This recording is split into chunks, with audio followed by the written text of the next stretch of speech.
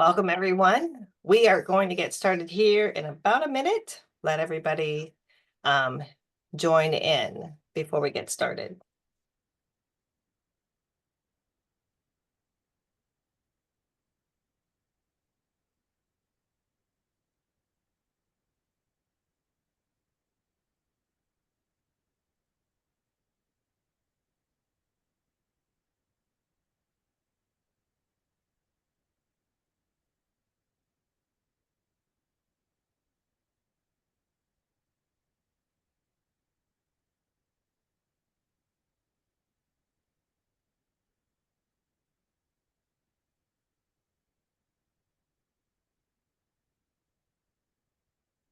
So good morning, everyone, and welcome to OSHA Employee Training Requirements. I'm Cindy Nellis. I'm the director here at the Penn West Clarion Small Business Development Center, and we are excited to have you join us today.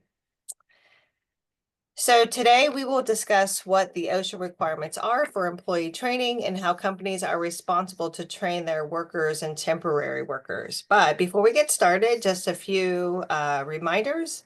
If you have a question for our presenters, if you want to throw them into the Q&A, that'd be great. We're going to make sure that we answer your questions today before we finish. If you have a question for me, your host, we just ask that you enter them in the chat window. And finally, this webinar is being recorded, and the recording will be shared along with all of the PowerPoint slides that you will see. So to get started, I'd like to introduce you to our Small Business Development Center program. We are grant funded with a mission to help businesses start, grow, and succeed. We are here to provide education, information, and tools to help you, our business owners, make better business decisions. We do this through our one-on-one business consulting services, and of course, like today, our training. Our consulting services are provided at no cost and confidential. We offer training seminars on a variety of topics that target the needs of small businesses. And to us, a small business is generally defined as a business with less than 500 employees. We also use our funding to provide access to database information and resources to conduct industry and market research and market strategy implementation, and of course, financial analysis. And we do partner with many economic development organizations to connect you with many more resources to help you start and grow. And an example of today is we're partnering with our partners to provide this OSHA training. The Penn West Clarion Small Business Development Center and Gannon University Small Business Development Center does have a signed alliance with OSHA to help continue to bring training to you. So we are excited for that alliance. A little bit more information about my network in Pennsylvania. The SBDC program is made up of 15 centers, all located at institutions of higher education. We are a part of a national program called America's Small Business Development Center. And it just enables this program to provide access to our services throughout the country. And then finally, I'd like to make you aware of a program that we are a partner of, and it's called Workforce and Economic Development Network. It is a funding program created to help companies stay competitive by updating and improving employee skills through training. So it's grant funded.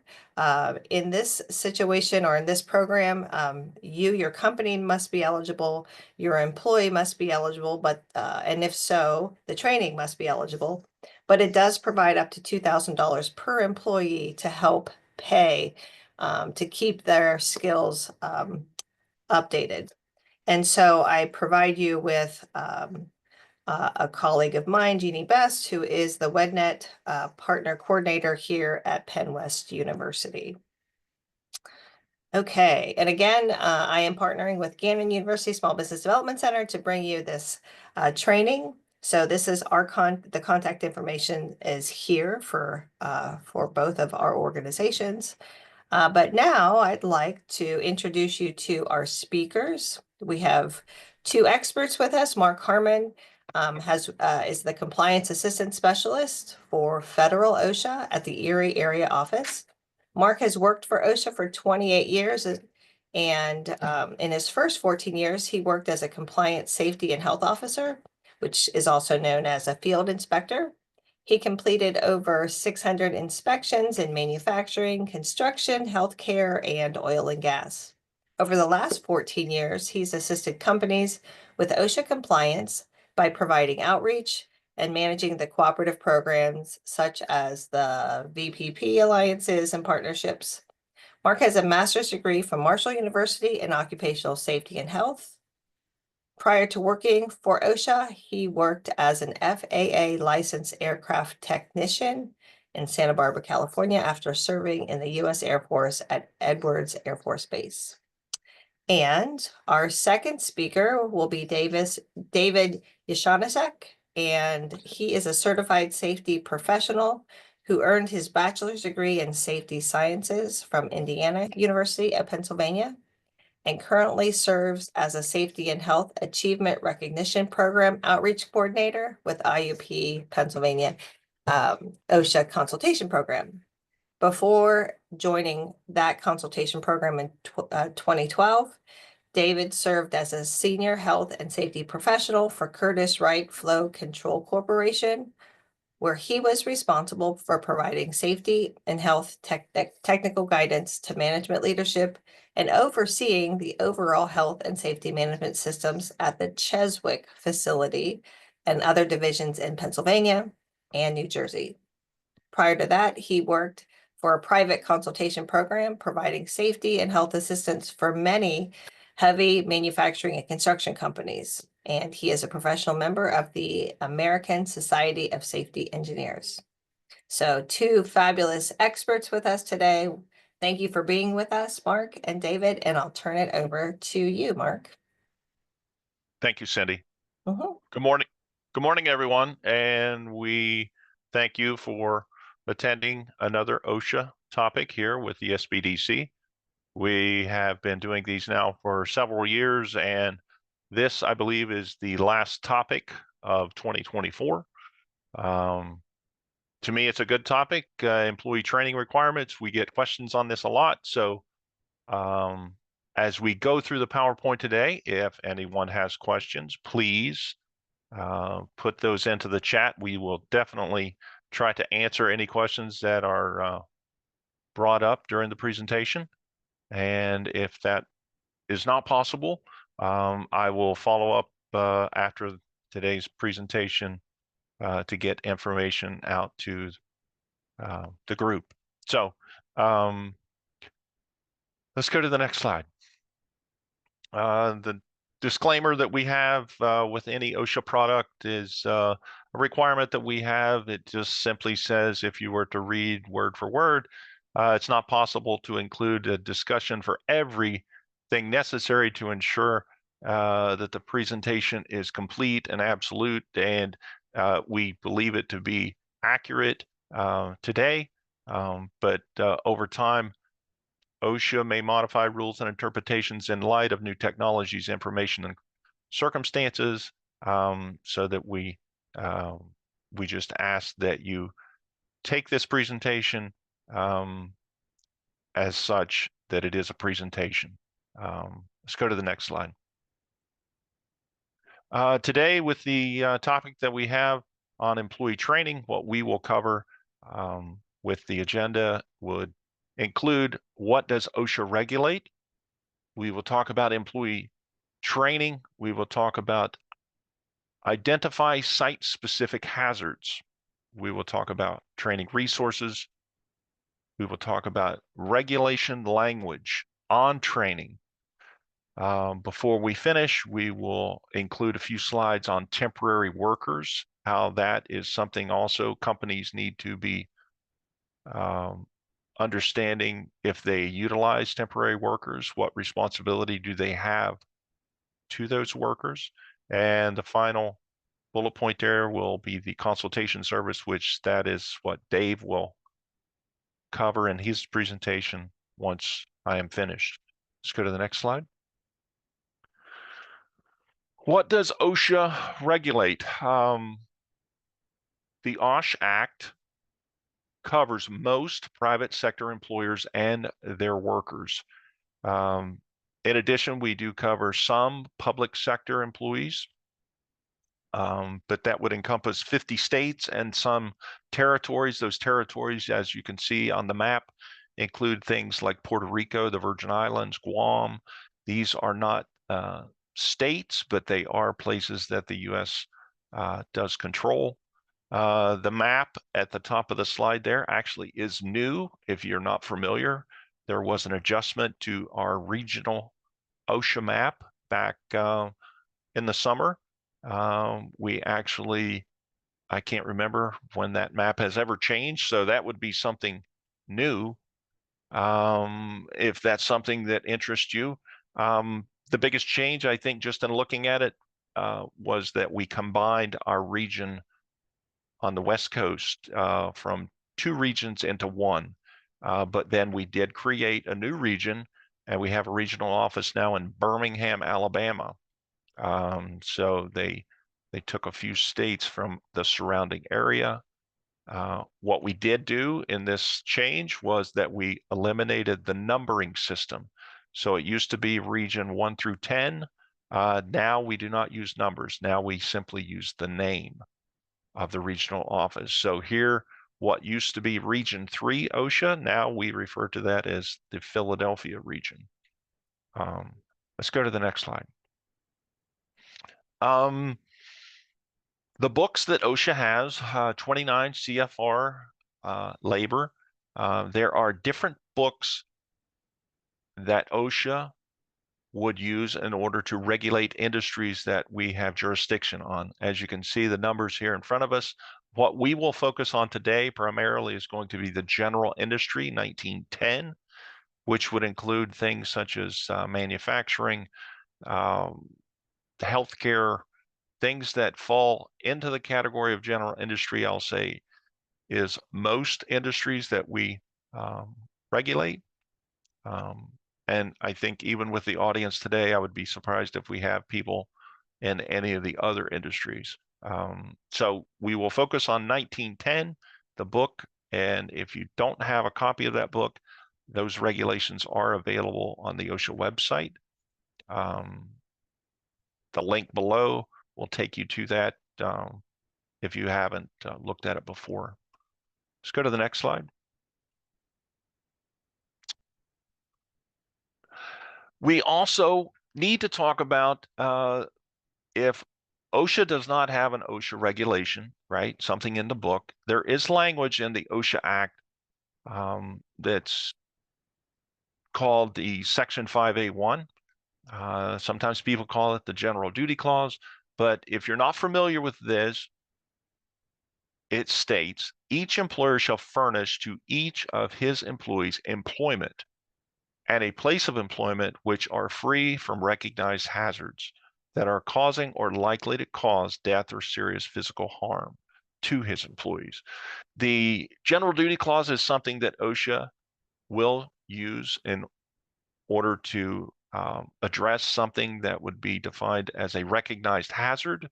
But it would be, again, as I said, something that is not listed in the OSHA regulation itself.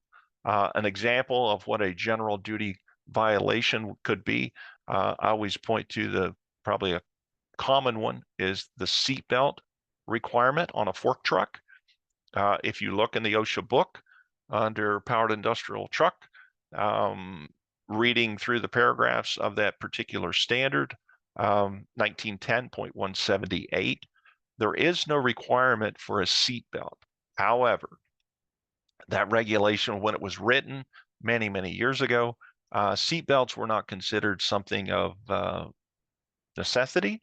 But as you know, if any of you drive on the roadways these days, right, we all have seatbelt laws for our cars if we're driving on the roadway. OSHA does consider that a recognized hazard, and we have in the past issued citations to a company if their powered industrial truck that was in use did not have a seatbelt. So we would issue the citation with this particular cite this under a general duty, stating that the employer did not provide a place of employment free from recognized hazards. So again, if you're not familiar with the general duty clause, I try to tell people, research that a little bit. You can find it at the link at the bottom. But it is something you should be aware of, that even if OSHA does not have a standard written within the regulation itself, if we can determine that it is a recognized hazard, that the company has a employee that is exposed to this hazard, there's a means of corrective action, it is feasible, that is something that, yes, could be cited under the general duty clause. Let's go to the next slide. Employee training. This presentation as a whole is going to be very general in nature, but this is a pretty good statement for employee training. The employer shall provide employees with effective, and I underline site-specific, training on hazards in their work area at the time of their initial assignment, right, when they first start working, and whenever a new hazard that the employee has not previously trained is introduced into their work area. So that's a pretty, broad statement that says the company is responsible to train the employee on hazards that are within their work area. And as it is underlined at the bottom, some OSHA standards do require annual retraining. Not all of them, but some of them do. So again, you as the company need to be aware of what training you need to provide, but also what training may need to be done in the future on an annual basis. Let's go to the next slide. OSHA training, this is the question we get. OSHA outreach training, in reference to the OSHA 10 and 30-hour classes. We get this question quite often. It comes to the OSHA often. But it's simply, does OSHA require 10 and 30-hour outreach courses, right? These are the 10-hour cards that sometimes you'll see workers have. The answer to that is actually no. OSHA does not require, they are voluntary. OSHA recommends outreach courses as an orientation to workers. However, some states have enacted laws mandating the training. Again, I work for federal OSHA, so some states have enacted laws that mandate the training. But also, the bigger picture is perhaps some companies, employers, unions, organizations, or other jurisdictions may require. So again, don't quote me, but I know I work close enough to the state of New York. I know the state of New York, I believe, has some state laws that require employees have OSHA 10-hour training. Here in Pennsylvania, I do not. The OSHA 10-hour class would be a voluntary outreach course that an employee would take. The next question is, does outreach training meet any of the OSHA training requirements? It's a pretty common question. People say, I've had my OSHA 10-hour class, I'm trained, and the answer is no. The OSHA 10-hour and 30-hour courses do not meet training requirements as so written into the OSHA standard. And why? Because the employer are responsible to train their workers on specific hazards of their job, as noted in many of the OSHA standards. A list of training requirements can be found. There's a link for a publication numbered OSHA publication 2254. You can download that. It's a PDF. I think one of the future slides has a picture of it, but I guess let me say that question again. Does the OSHA Outreach 10 and 30-hour class meet any of the OSHA training requirements? And the answer is no. And why is it no? Because the company needs to train workers on specific job hazards to their company. So you can't have just an OSHA class somewhere and train a group of people that would be accepted as a training requirement, because it's not specific to the company itself. Okay. It's an orientation class. It's a good class. I'm not saying that people shouldn't take it, but you can't simply take the OSHA 10 or 30-hour class and say, now you're trained and we don't need to do anything more for you. No, that would not work. Let's go to the next slide. What do we train employees on? Many things, I'll say. Looking at the slide here, one of the examples would be personal protective equipment. If where you work, there is a need for personal protective equipment, yes, the company would need to train their workers on whatever personal protective equipment they would use. There may be requirements for training employees on the environment that they work in. Could be a hot environment, could be a cold environment, could be a confined space. There are many types of environmental issues relating to the job that a company needs to train their workers on. Could be equipment. The example there with the powered industrial truck. Yes, there are specific training requirements if the company you work for has powered industrial trucks and the company is expecting you to operate the truck. So if that responsibility is part of your job description, yes, the company needs to train you on that piece of equipment. Information on the lower left-hand side there could be hazard communication, right? Think of the chemicals, substances, materials that you would be using in your workplace. Again, specific, unique to your company. If your company is using gasoline, okay, yes, that would be a material that would require a safety data sheet.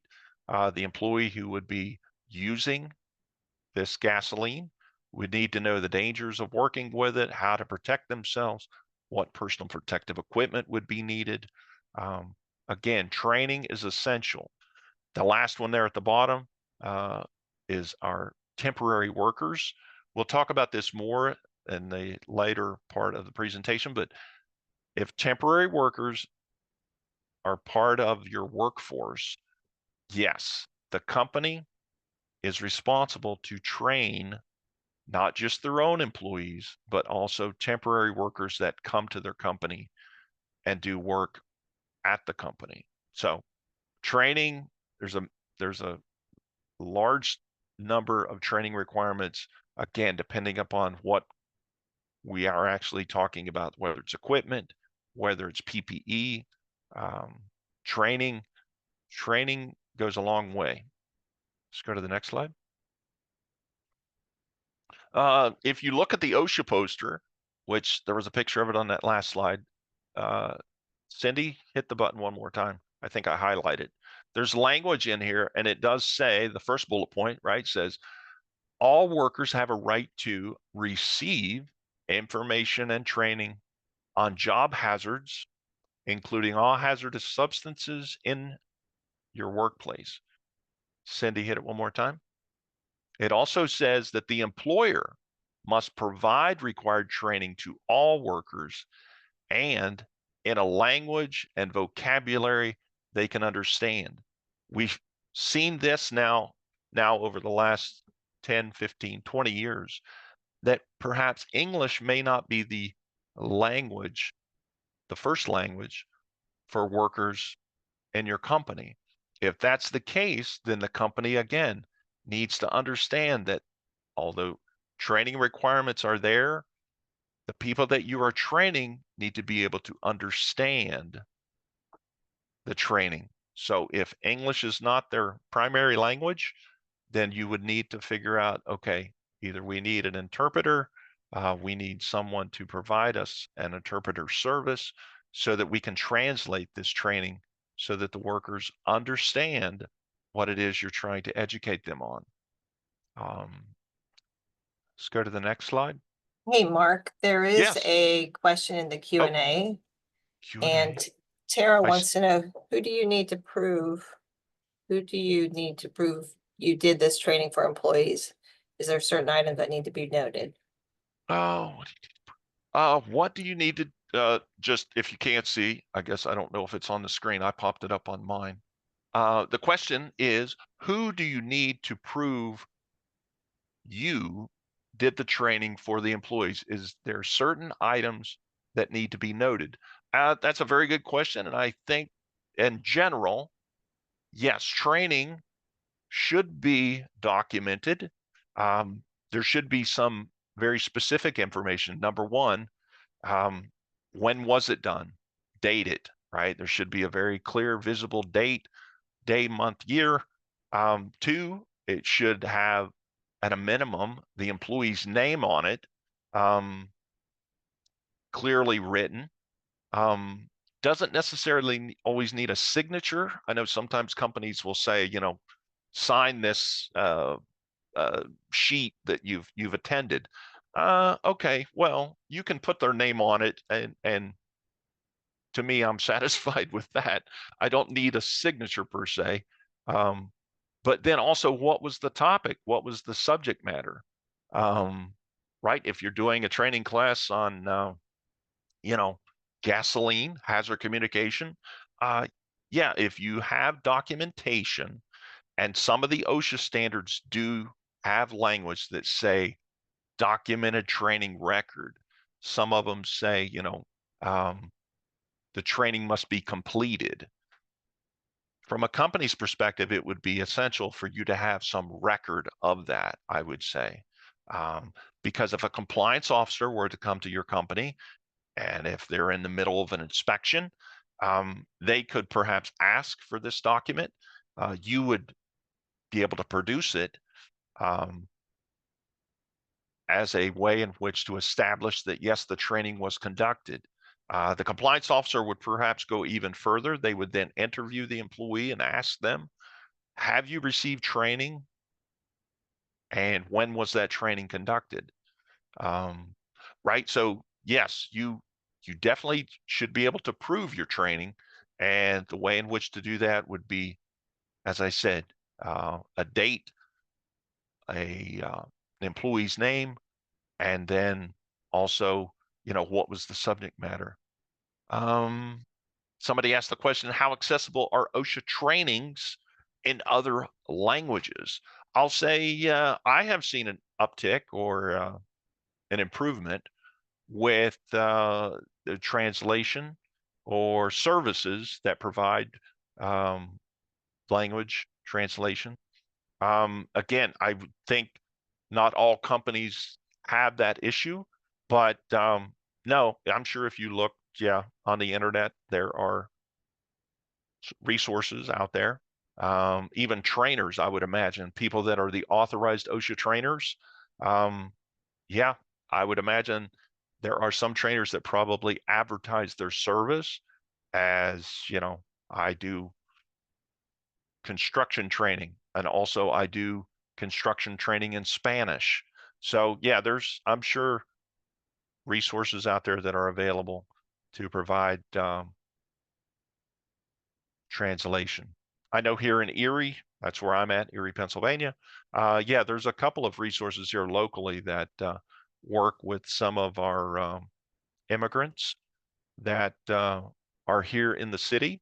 So yeah, I would say there are many services. I would think for Spanish, probably being one of the most used languages uh, after English. So let's go to the next slide. Did that answer the question? I think wasn't bad. Um, I think the so. OSHA, Thank you. yeah, the OSHA website, if you're not familiar with, has many resources. I tell people, try to familiarize yourself. It has information in here, anything from, as I said, the OSHA standards, where we can, look at it, read the standard. What does the standard say? Um, I always tell people, as with many government regulations, If you do find something that you're looking for, and if you need, there is a search box there at the top. If you type in what you're looking for, it will find it for you. But I always say, if you still can't find it, always reach out to the OSHA office. You can call the 1-800 number, 1-800-321-OSHA, or send me an email. I'll help you in any way that I can, simply by asking a question that doesn't draw attention to you. Believe me, we get phone calls every day. I get emails every day from people asking questions. So please do so. Don't wait, or don't go without the answer you may be looking for. Let's go to the next slide. This I have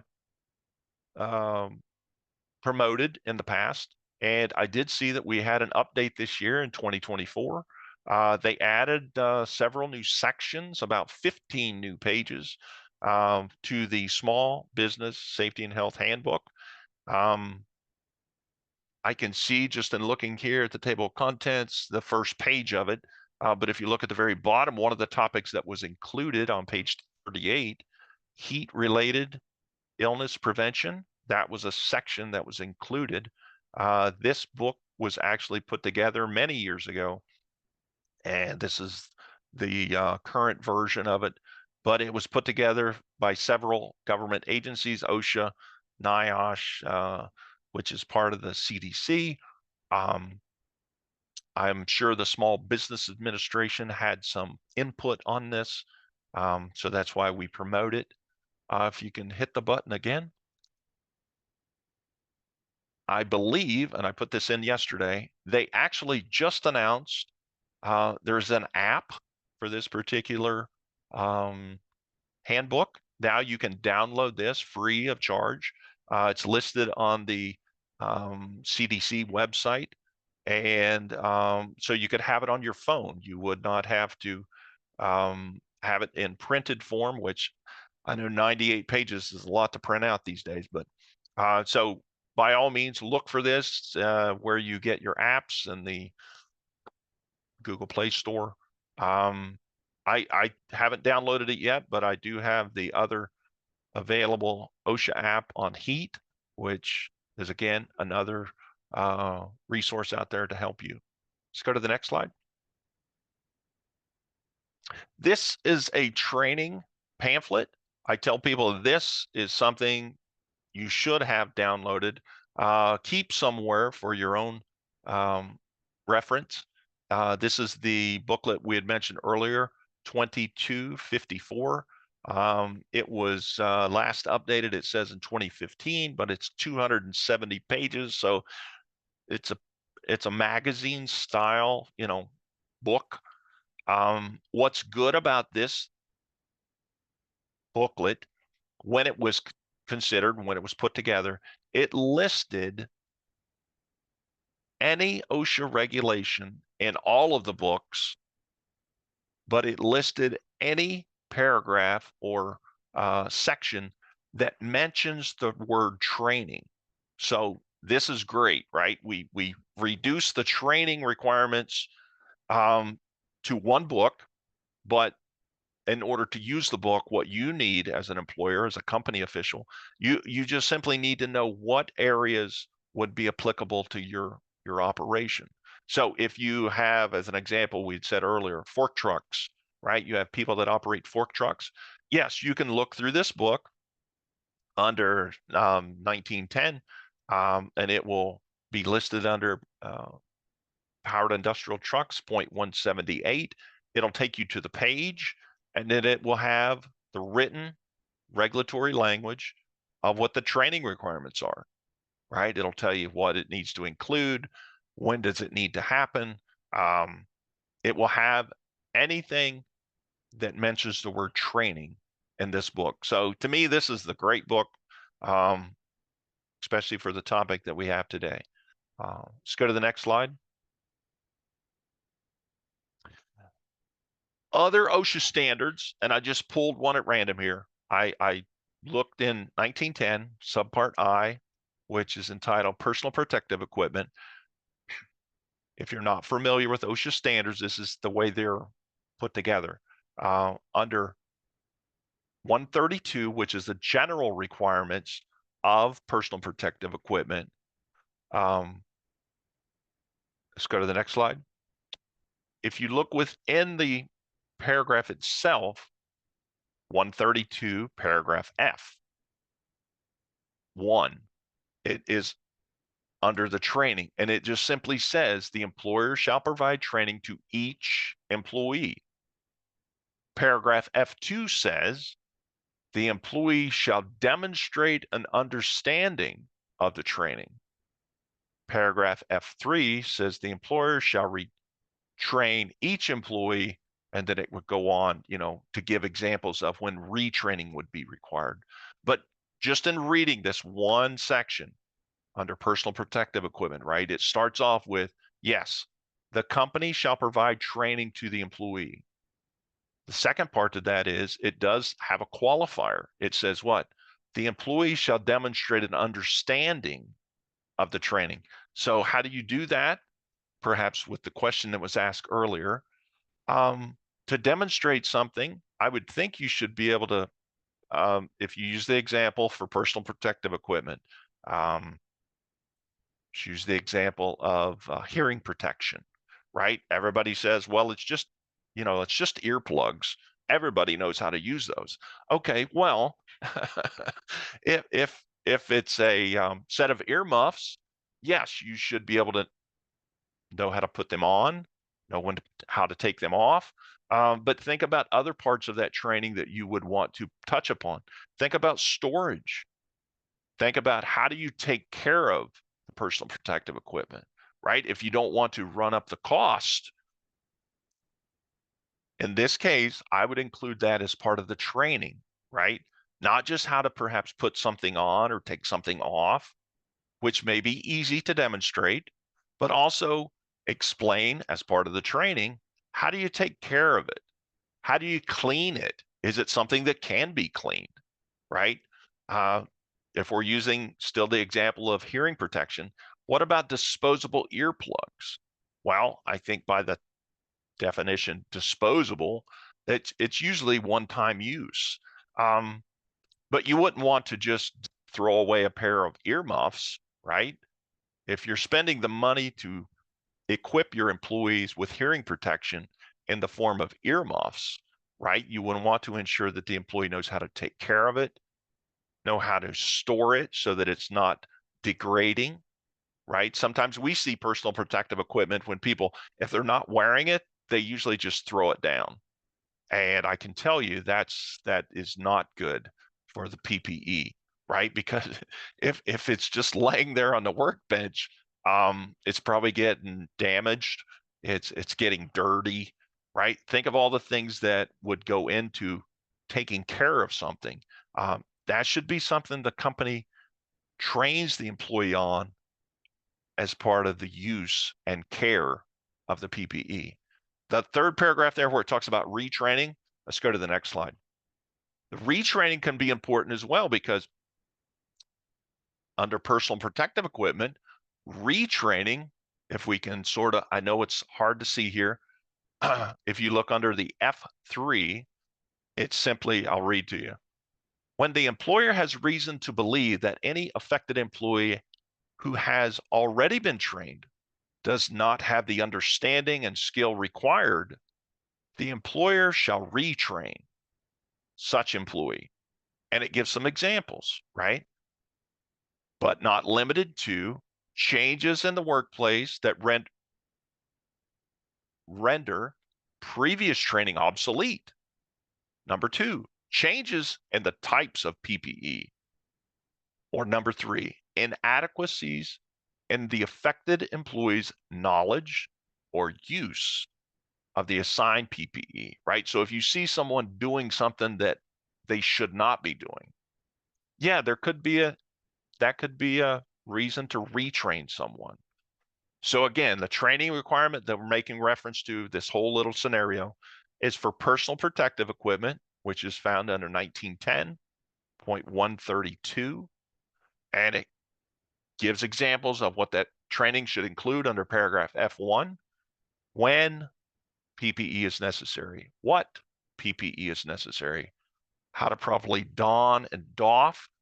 Don and doff means to put on or to take off, how to adjust it, what limitations does personal protective equipment have, right? Just because you put somebody in personal protective equipment, it should have an understanding what limits that equipment will provide. But the last one there is what we've focused on in our discussion. The proper care, maintenance, useful life, and disposal. So taking care of it is just as important so that it be ready for use the next time. Let's go to the next slide. Again, we're learning about training here, what training is required. I found this slide, again, it's a clip off YouTube, and I don't think we have time today, but if you are looking for training materials, there are resources out there. This is one, and again, it's a very short, 2 minutes, 23 seconds, but it would explain the proper way to insert earplugs. And believe it or not, in my experience, when I see people wearing earplugs, I can almost say not everyone knows how to wear them properly, because there is a very specific way that they should be inserted into the ear canal. And the manufacturers of that product, they will tell you, whether through instructions, written, or in this case, I think this is a company video. That would be something important I would think a company should utilize, take advantage of, as to train workers on how to use the personal protective equipment. If you're just taking the earplug and pushing it in your ear, that's not the right way. That is not the right way to use that type of PPE. The instructions will show that you must roll it, but then you also must use your opposite arm to pull on your ear to open the ear canal, and then insert, and then hold it there, waiting for it to expand. These are foam type, formable earplugs. But again, that's just one type of earplug, right? There are other types of earplugs that are take different ways in which to insert them. So again, it should be specific to the type of PPE that you're using. This is also another example of, with training, should you reuse this type of earplug? And I've seen many people try to reuse them, but these do get dirty, especially if you're rolling the earplug in your fingers with your fingers to, make it small. If your hands are dirty and now the earplug is dirty, yeah, you don't want to put that into your ear canal if it's dirty. Whether, what does it have on it? Grease, solvent, whatever's on your hands. So yes, taking care of your personal protective equipment should be part of your training, that employees are using the PPE correctly. Let's go to the next slide. We've talked a little bit about powered industrial trucks. This was a good OSHA regulation. Years ago, we had an update to it, just to give you some history. And when I say history, this was more than 20 years ago now. The old OSHA language on fork truck training in the OSHA standard 178 was very short. It was only, 1 or 2 sentences, and it simply said, if somebody operates a fork truck, they must be trained, period. Okay, that's the old language that has now been updated. If you look in the OSHA standard 178, paragraph L, there are now, I think it's about a page and a half. So it has increased significantly from where it was originally written, perhaps in the 1970s. The new OSHA training requirements, as written in paragraph L, talks about specifically 2 types of training requirements for someone who would be expected to be a fork truck operator. The first requirement, if you read starting with paragraph L1, let's go to the next slide. It will talk about in paragraph L2, training shall consist of a combination, and that's why I say the word the number 2, because the first part of fork truck training must include formal instruction. And to me, formal instruction could be any of what is listed there: lecture, discussion, interactive computer, videotape, written material, right? So think of it like the classroom. You have to train the employee on fork truck in a classroom type environment, right? Meaning that you're giving them understanding of what a fork truck is.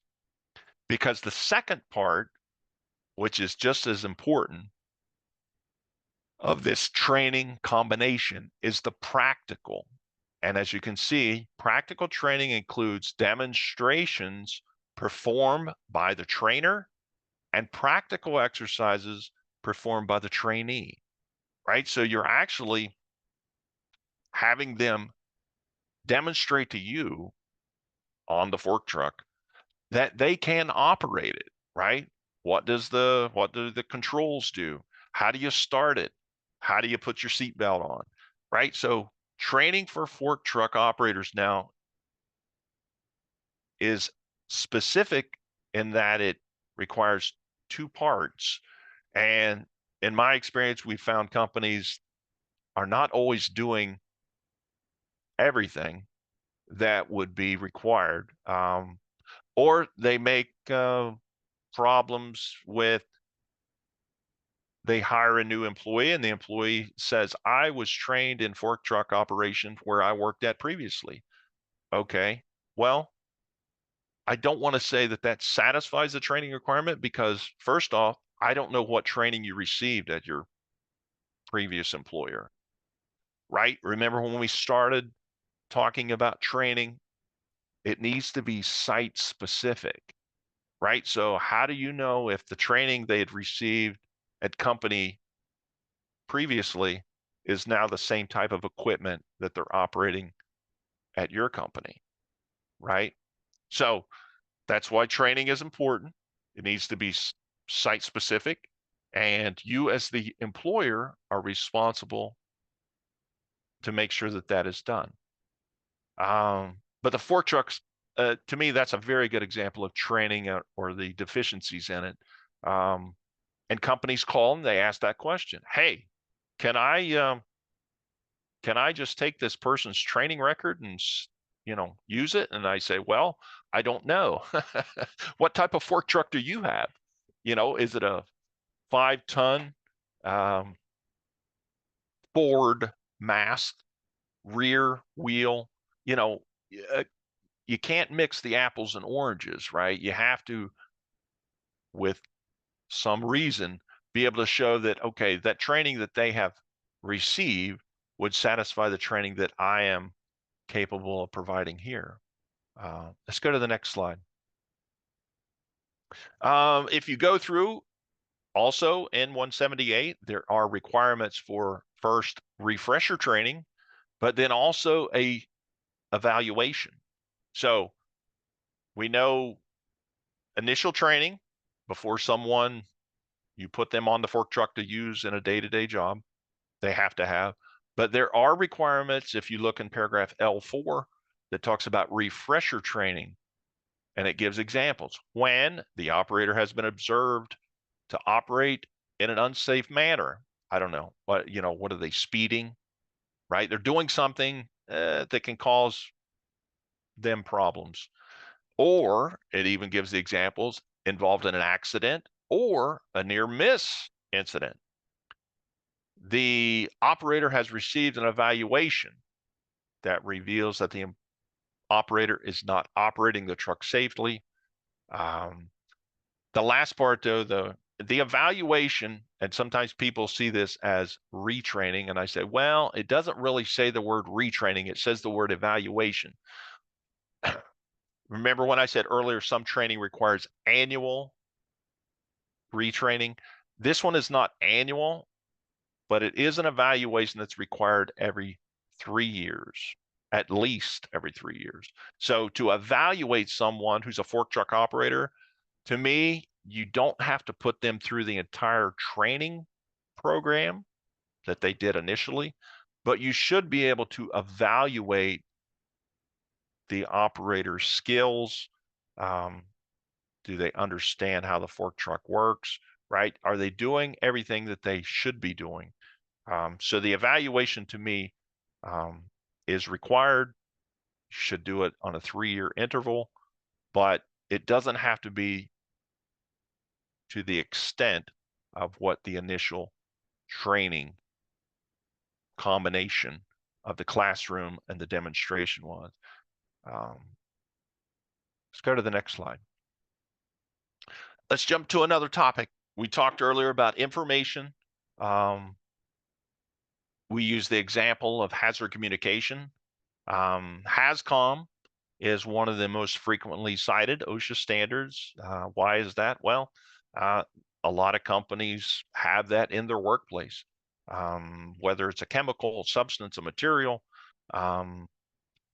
Company, as we know from what we've learned, the company is responsible to provide training, and it says in 1910-1200, that's the HAZCOM standard, under paragraph H1, the employer shall provide employees with effective information and training on hazardous chemicals in their work area.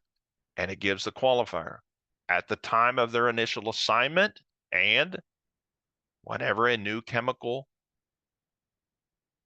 the employees have not been previously trained about is introduced, right? So if you bring something new in, HAZCOM also, I put the little QR code in there because we did have just this year, there was an announcement for the update on our HAZCOM standard. If you click on the QR code there, it should take you to the web page on the OSHA website. The date in which the updates will go into effect are in the future, right? We give a period of time in which the companies will have to come into compliance.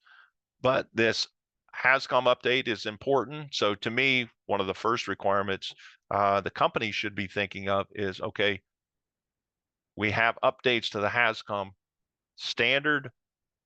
Yeah, what that is going to be with respect to the company, that you're going to have to be doing some new training, right? Because of changes that are now coming about.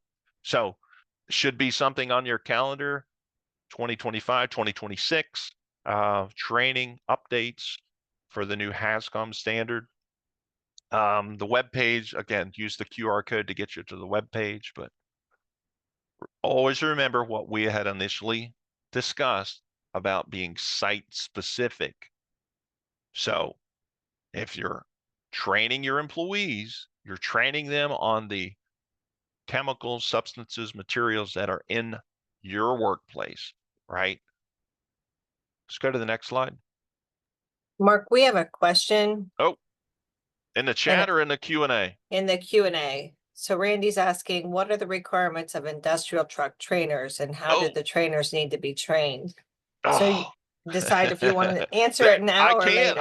I can try to. We get that question a lot about trainers, and companies or the caller will say, can I train my people, workers? Can I train my employees on how to operate a fork truck? And I say, I don't know. Can you? With the title of trainer, to me, that would imply that either through experience, knowledge, education, you would be capable of being a trainer. If you read through the OSHA standard, it doesn't say with any specific language as to what a trainer must be qualified to. Now, there are people out there who label themselves as I am a powered industrial truck trainer, I would say, okay, and how are you given that title? As OSHA, I'm not giving it to them, right? I'm not telling them that they're a powered industrial truck trainer. You can be an authorized OSHA trainer with powered industrial truck experience. So to me, it's not an open-ended question of, can I train my fork truck operators? I'll say you can, but make sure that you have the skills, education, background to do it. Again, the requirements said, right, combination, classroom and practical. Do you have what would be needed to do the classroom? Do you have the videotapes or the PowerPoints, right? And a fork truck trainer or a person that sells that service, I'm sure they do, right? They have probably a whole package program. Again, they're selling it to you. I don't know what the price is either. We get calls on that a lot. People say they're telling me they're going to charge me, $500 per person. I went, wow, that sounds expensive. But then they'll say, well, can I train them myself? And I'm going, I don't know. I can't say that you can because I don't know who you are, right? But Randy, I'd be happy to talk about that in more detail or tell you just, are you able to train your own people? I can do that after the presentation or call me or shoot me an email. So, but yeah, that's one of those, that's I'll say not one easy to answer. Can I train my own people? I'll say, I hope you can. I'm not saying that you can't. I'm just saying that if you are the trainer, make sure that you know how to ensure that you're meeting the requirements of the standard. HASCOM information, if you read further into 1910-1200, paragraph H, training shall include any operation in their work area where hazardous chemicals are present and location and availability of the written hazard communication program, including the list of hazardous chemicals and the safety data sheets required. So this is what is required in the HASCOM training, right? What chemicals are they being exposed to? Where is the HASCOM program? A list of the chemicals and the availability of the safety data sheets. Let's go to the next slide.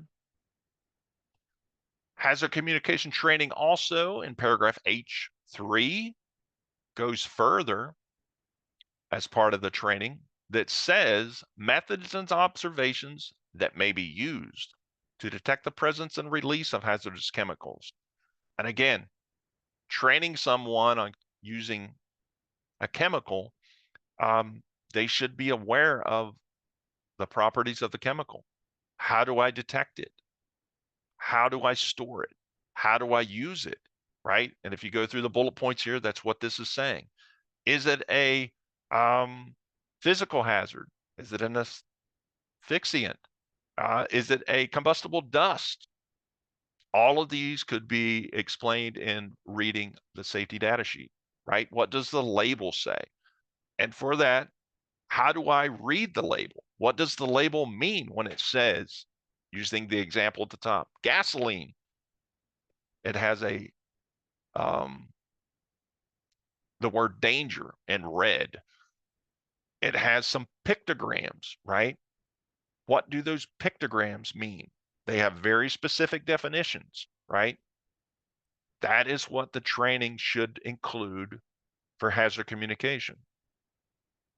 On the right-hand side of the label at the top, it says, right, if swallowed, immediately call a poison control center or doctor, right? These are all things that someone who is trained in the chemicals in their workplace should be aware of. Let's go to the next slide.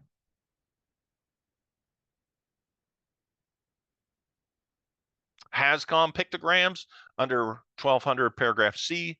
Pictograms mean a composition that may include a symbol, plus other graphic elements such as border, background, pattern. Again, currently there are the pictograms that are listed in the picture. 8 of them are mandatory. I think, if I'm not mistaken, the one that's not is the which one is it? It's the environmental. I think the environmental one is not OSHA. That's, more EPA stuff. But as an example, the pictograms are important because they give that visual identification. So employees need to understand and know what those pictograms mean. Let's go to the next slide. Training on the environment. And I always try to throw this one in because we can really start getting into, several different areas. Training can be important depending upon what you have in your workplace. If you have temperature extremes, whether hot or cold, yes, you should be training employees on how to work in that. Also think about lockout, tagout. There's training requirements for that in 1910.147. Permit required confined space. Yes, there's training in that particular OSHA standard. Depending upon if you are someone who goes in to a confined space or what would be an attendant or the supervisor, someone who is outside of the space when someone is inside. Electrical safety, if you get into the 1910-300 series, there's going to be requirements on training of electrical safety. Again, I usually break it's into 2 categories. There are people that are defined as qualified. People that are qualified in electrical safety would typically be, think of like an electrician, a welder, people that are more exposed to electrical hazard, to whereas the second category of electrical safety would be unqualified. If you could either be qualified or all the other people that are in the workplace would be the unqualified. So there are specific training requirements on that particular hazard. One of the most recent updates on training I can think of is in 1910, and it is on training employees on falls. If you look in the walking working surface standard, 1910, there is a new paragraph, and when I say new, that was put in there probably in 2016. There's now a paragraph in there that states that the company must train employees on fall prevention, right? So if you have an employee that works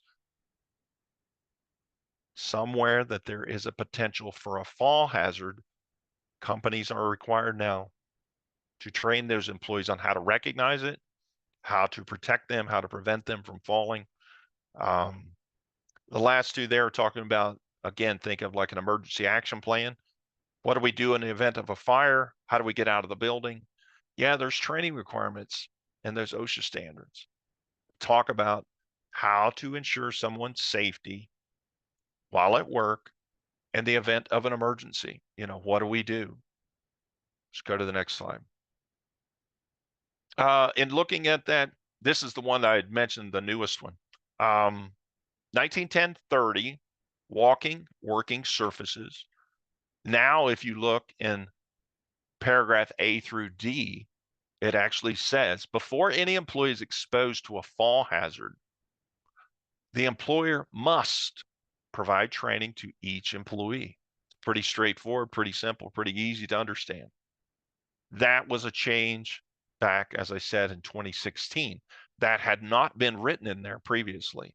So because falls are a recognized hazard in the workplace, we at OSHA, we have found trying to reduce or decrease the number of accidents and fatalities from falls. We've been trying to do better at that for many years. So when we were able to update the standard in subpart D, walking working surfaces, they did include that new paragraph about training. So if you have questions on that, there's a link there at the bottom. Or again, I'm always open to questions, or, call me. I'll talk to you about it or tell you what you would need to do. Again, if you're training people on fall hazards, what we had said earlier, put a date on the training record, give me the name of the employee that was trained, and tell me what the training topic was, right? As a form of record that this employee was trained. Let's go to the next slide. Silica. Again, there's so many OSHA topics. Silica being one. Yes, if you read 1053, paragraph J3, there's a whole paragraph on employee information and training. And again, there was an update to that in 2019. So again, if that's something you're familiar or you have in your workplace, this is something you should be aware of. Let's go to the next slide. Temporary workers. This is the one I wanted to get to. I know we're doing good on time.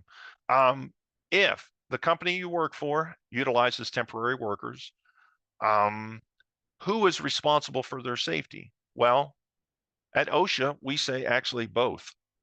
The host company and the staffing agency have some responsibility to the protection of that worker. There is information, as you can see, if you were to use the link at the bottom on the OSHA webpage, that would give you some of this information in more detail. But as an example, staffing agencies might provide, this is what it's highlighted, staffing agencies might provide general safety and health training. And it is the host employer who would provide specific training tailored to the particular workplace equipment and hazards. Remember when we had said earlier about, think of an example, HAZCOM, right? We're talking about chemicals. We're going to train this temporary worker on chemicals. Okay.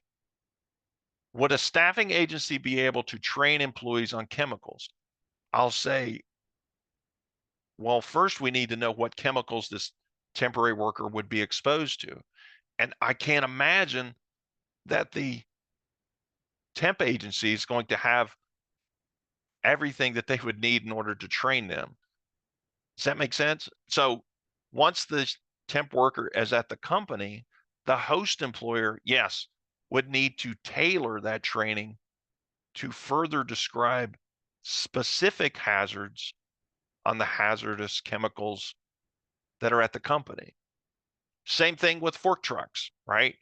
If a staffing agency is training temp workers, do they have everything that's needed in order to satisfy the training requirement? Remember, we talked about combination, classroom and practical. I've seen some staffing agencies, they don't have fork trucks in order to train someone on how to drive it. So I don't know how a staffing agency would be able to satisfy that training requirement, right? So when we start talking about temp workers, and an OSHA compliance officer will ask that question when they are doing an inspection at your company. Do you have temporary workers? And if you say, yes, we do, they're going to start asking you more questions about what type of training have they received, right? So again, not saying that a temp agency can do all the training. They can do some, but I would be very surprised if they can satisfy all the training requirements of every particular company that they are supplying temporary workers to. Let's go to the next slide. OSHA, we've been trying to address this issue of temporary workers now for many years, probably within the last 15. We have put together, and there's a list of them on this webpage that I'm referencing. We have temporary worker initiative bulletins, and we're up to 10 of them now. And again, a bulletin is going to be, a document anywhere from probably 4 to 10 pages, but it's specific to a topic. And if you can see here, we've touched upon a few. Bulletin number 5 is for hazard communication.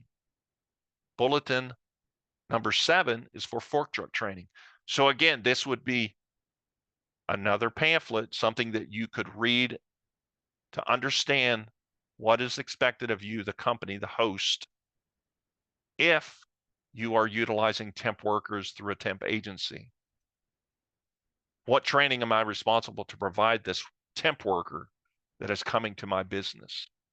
And what it will say to you, again, just in my review of it, it'll say that you should be communicating very closely with the temp agency, but also then satisfying the training requirements as these workers come to your facility, right? So that you have complied with the training requirements of whatever these workplace hazards these people are being exposed to. That's a good web page if you haven't gone to it. Let's go to the next slide. Temp worker initiative. This is one of those, again, documents that talks about safety and health training under those bulletins that we had mentioned earlier. What do we do in order to train a temporary worker? Again, it's going to talk about, as I said, communicating with the staffing agency. These people are today working at my company. We make widgets. You know, tomorrow they could be sending those temporary workers to a company that's landscaping. The next day they could be sending them to a company that's a meat cutter, right? So these temporary workers, they do see different workplaces, and different workplaces have different hazards, right? Let's go to the next slide. And I knew I was getting close, Dave.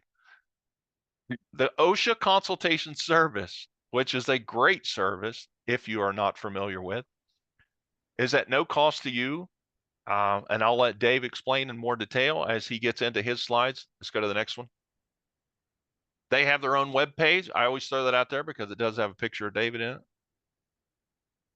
Yes, Again, it is. Is that okay? Let's go to the next one. I think the last one is just my contact information, my email address. But please, if you haven't already, please sign up for the OSHA Quick Takes. It is available in English and Spanish. And again, it's an electronic newsletter that OSHA puts out about every 2 weeks. So I will stay on and try to answer any more questions in the chat, but thank you. And David, I'll hand it off to you. perfect. Hey, Thanks. Mark, just a second, Yes. Dave. There is Yep. one question. There is one. I keep looking in the chat and I see them. They're in the Q&A. Yeah. Is a quiz required to verify that the training was completed and understood by the employee, or is documentation of the training enough? I would say that's a very good question, because to me, if the OSHA standard gives that qualifier of the employee must demonstrate, if you give them a quiz, yeah, to me that would satisfy that ability for the employee to demonstrate. Again, I have companies, sometimes they'll say, well, we give them a test, and I'm going, oh, a test is good. But then they'll say, is there a passing score? And I said, okay, well, I don't have a passing score because the OSHA standard says that they must just demonstrate. So I don't know what would qualify a demonstrational passing score. Do you see, Marianne, where that, that could go? You could continue down that rabbit hole of, okay, well, we gave him a quiz, but he didn't score 100. And I'm going, okay, well, I'm not saying he has to score 100. I'm saying that they only have to demonstrate. And if you think 70 is a passing score, then 70 is good for me. So, but that's a very good, what is, seeing that what is a pass or fail? And that's why I'm saying, yeah, the OSHA regulation, I don't know any of them that say the word test. Some of them do say that word demonstrate.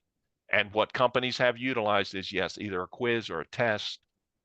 For the fork trucks I know, especially for the classroom, because they're teaching them a little bit at a time.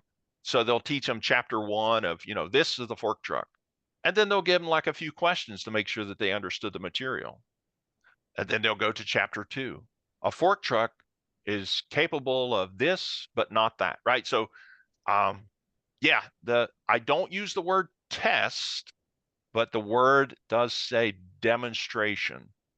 So if you want to understand that as a test, then I'll say I'm not going to disagree with you, Tyler. Does that help? Thank, Does that answer the thanks, question? Mark. Yep. Yep, we're gonna turn it over to David. Okay. Okay, thanks, Cindy. You can go ahead to the next slide. Perfect. There we go. Excellent. So hey, I appreciate Mark and Cindy inviting me on today. My name is Dave Yanoschick. I work with the Pennsylvania OSHA Consultation Program. So I'd like to just finish up here from Mark's presentation, talk a little bit about our service and what we do and what we can hopefully help you and your business with. Um, in Pennsylvania, Pennsylvania has what's called an OSHA consultation program, which is essentially it's a free service to assist small businesses in Pennsylvania in compliance with OSHA's safety and health regulations. Essentially, it's free to the businesses, to private sector businesses. Our funding, because obviously nothing is free, and we're getting paid somehow. Most of our funding comes from federal OSHA. So the same folks that fund Mark in the Erie area OSHA office also provides funding for this service. The difference is we don't do enforcement type activities. It's just assisting in businesses, specifically small employers in Pennsylvania, in complying with the regulations. And what we consider a small employer here in Pennsylvania, it's less than 500 at the corporate level and less than 250 at the site. So if your business falls within that range, that's who we're kind of designed to help. I can tell you this, most of the businesses we do service are well below that, both from a corporate standpoint and an establishment standpoint. So don't think that, oh, well, we're too small. We don't have to comply, or there's this program's really not designed for us. Most of our businesses are, our visits that we do and employers that we assist are well below those numbers. If you put a request in for service, we give priority to businesses that have never used the program before, employers in particularly high hazard industries. And I'll talk a little bit about as we go through this how you would put a request in for service. Um, we we will service larger businesses. We just typically you're kind of on the back burner behind the smaller businesses. And what we may force you to do is just limit your scope. So if you have a big business, maybe, hey, we're less than 250 at the site. We have a larger corporation, over 500, but they don't give us a lot of assistance and guidance and help or whatever it may be. We can still provide you with services. We just may not be able to look at everything. We have to limit the scope a little bit. Go ahead, Cindy, to the next slide. So here are some of the services we perform, and once again, everything's for free. What we do is our bread and butter is an on-site evaluation. So typically, what we'll do is businesses will request a service and ask us to come out and do essentially a walkthrough. And that walkthrough can be either full or limited. Full meaning we're kind of looking at everything from a OSHA standpoint, safety and health related. A limited may be where there's one particular focal area. So, for example, I know we were talking a lot about fork trucks today. So, a business could put a request in and say, "Hey, we're interested in your service. We just want you to focus on fork trucks." So, take a look at our fork truck training program, our evaluations, look at the trucks we have, and help us determine if there are any gaps from a regulatory standpoint on how we're managing this fork truck thing. So we could do that. It's up to the business that puts a request in to determine what they want assistance with. Once again, you've invited us out. We're there to help you with what you want help with, essentially. Some of the other services we provide are industrial hygiene exposure monitoring. Sometimes businesses put requests in and say, "Hey, we we're not sure if our business exposes employees to noise in excess of what they're permitted to be exposed to." So, in that point, what we do is come out and do some noise dosimetry, sound level monitoring, etc. It may be industrial hygiene monitoring for exposure to a particular chemical. Hey, we have welders who are welding on stainless. We know there's this hexavalent chromium issue that could be present. We've never sampled to see if we're over the permissible exposure limit or under. Can you guys come out and sample for us? We could do that as well. We also do written program assessment and development assistance, training assessment and development assistance. So I know training was a big topic of this presentation today. a business could have us come out and say, hey, here are the trainings that we're doing now. Can you take a look at it, see if there's anything we're required to do that we're not doing? Could you look at our trainings and determine if all the elements that are requirement are in there? Could you look at, hey, here's how we're doing our documentation for the training? So we could do that as well. We also do post-OSHA inspection compliance assistance.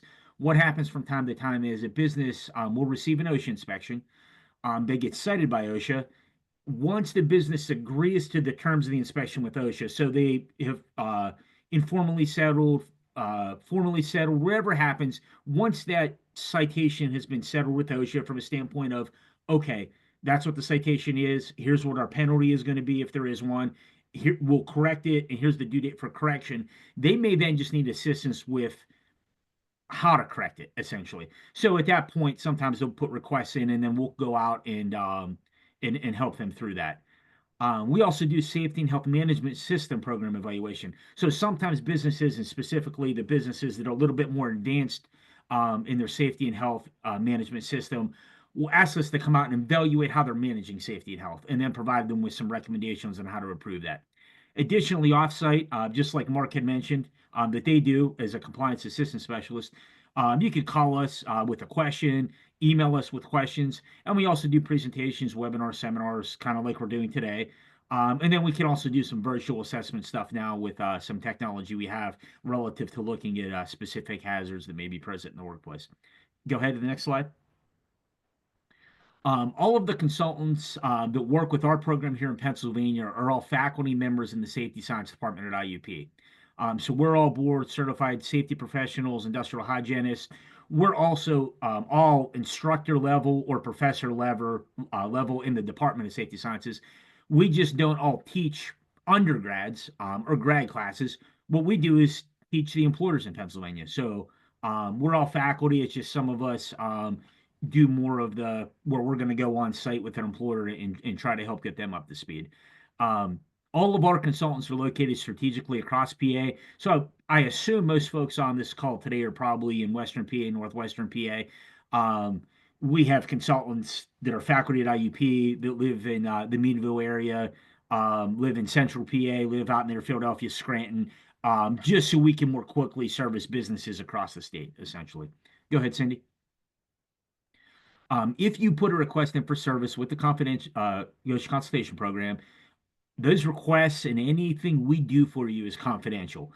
So we're not permitted to provide that information to OSHA enforcement, attorneys, anyone outside yourself is being a representative of the business, the person that submitted the request.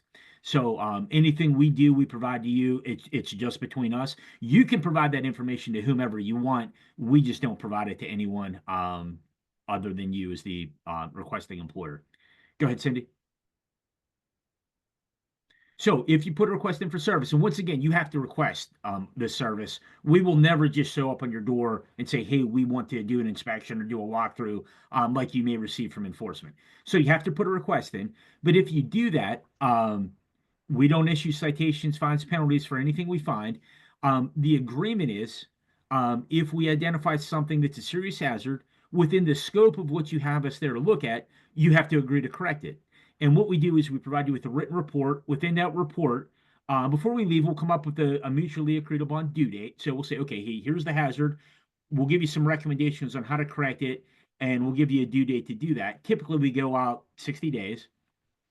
Then all you have to do is prior to that due date, you send us written confirmation that the hazard has been corrected. Now, obviously, you have to correct the hazard.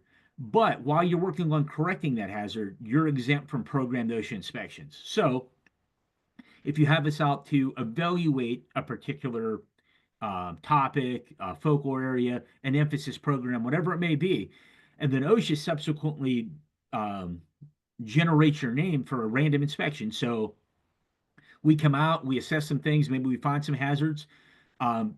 A couple days later, OSHA is on site because your name got generated randomly for an inspection. You could just tell them at that point, hey, we're in open OSHA consultation right now. And we provide you with documentation to show that. And then once you do that, they leave, essentially. So once you have to voluntarily request the service, because you're being proactive in doing that, The give back is if you're actively working with us, and that's from the time we come on site until the time we close the hazards that we found with you.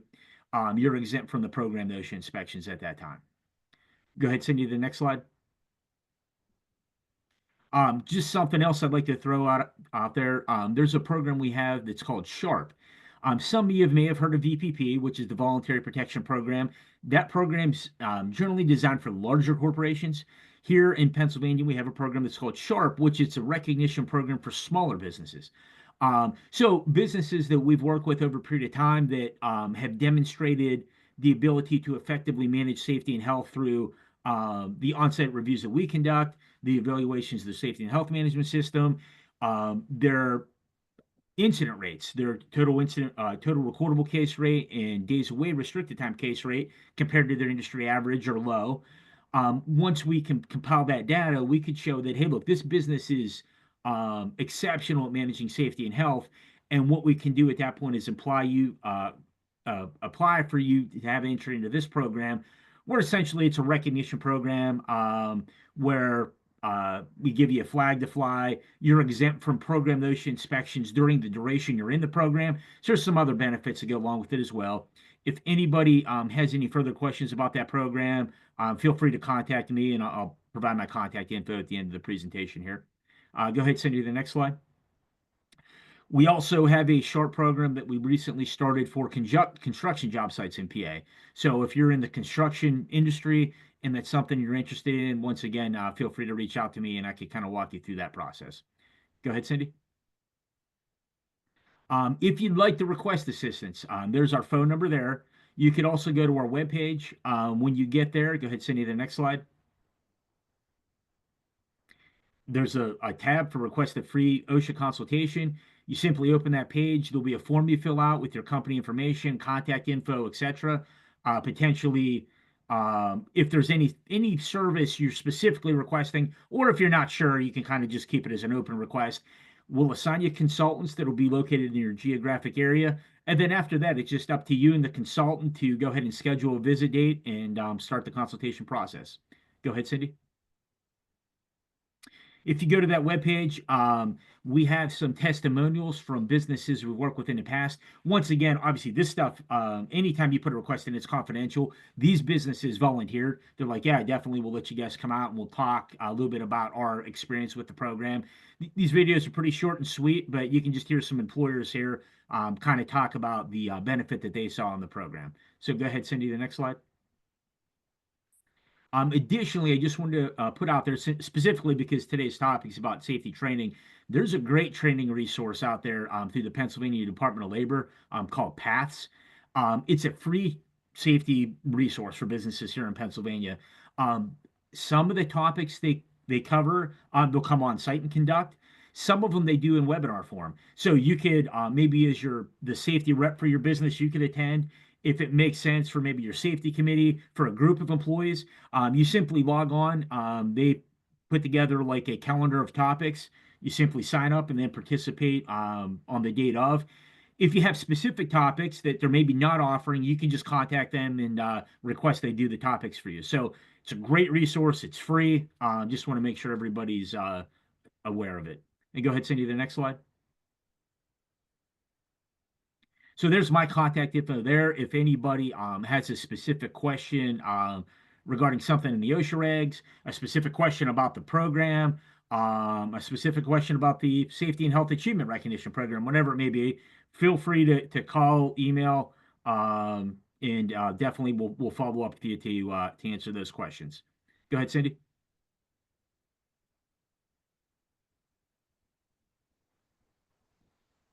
And that's it. That's it. All right. Thanks, David. Thanks, Mark. You guys are great with questions and everything. We're done on time. So as we finish, I will just let our attendees know that I will be sending out an evaluation form. And the evaluation form we use for many reasons. And so if you could take a few minutes to complete it. One thing too, that if you are looking for specific OSHA training, we are interested in hearing from you what type of training you want. We're planning our 2025 training lineup, and you know, we're looking for your feedback so that we can provide the training that you are interested in. So I appreciate Mark and David, your time today. Thanks for sticking with us. That concludes today's webinar. Look for our our follow-up email with the recording and with the PowerPoint slides. You have all of our contact information. We're all here to help you and interested in hearing back from you in many ways. So thanks, everyone. Have a great day. Take care. Thank you. All right, thanks.